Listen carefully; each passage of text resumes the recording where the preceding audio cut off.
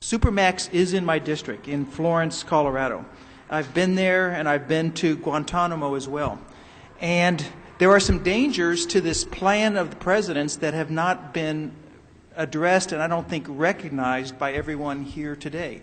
It's not just that they get constitutional rights by coming onto U.S. soil, although there is that, but there are other threats.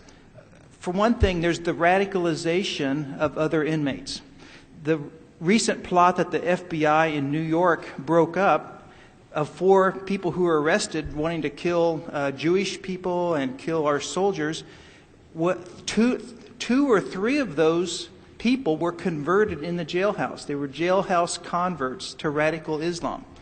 And so the radicalization of other prisoners who are sometimes disgruntled people is a very real prospect. And that's one thing I would fear by bringing them into U.S. prisons from Guantanamo. Another is in Supermax, there's only one available bed. That means if you bring in 20, 30, 40, whatever the number is, you would be taking those current inmates and putting them into less secure. By definition, anything other than Supermax is less secure. Half of the prisoners in Supermax are there for killing other prisoners. And I believe some of them have killed guards. But you'd be dispersing them into less secure prisons around our federal prison system. And that's a danger that I don't think some people recognize. Also, there's a danger to the guards. Now, in Guantanamo, we have Army soldiers guarding them. In our civilian prisoners, Supermax or others, there are civilians who are employees of the Bureau of Prisons. My father was one when he was younger.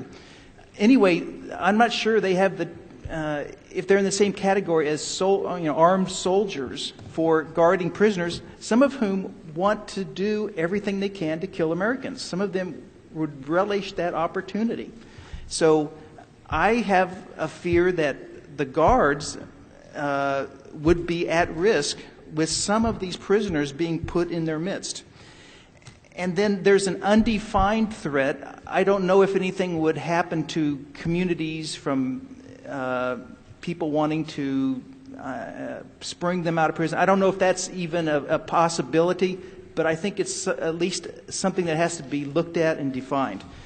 And that gets me to the plan. The president's plan under the chairman's substitute amendment, I think, has a predetermined outcome.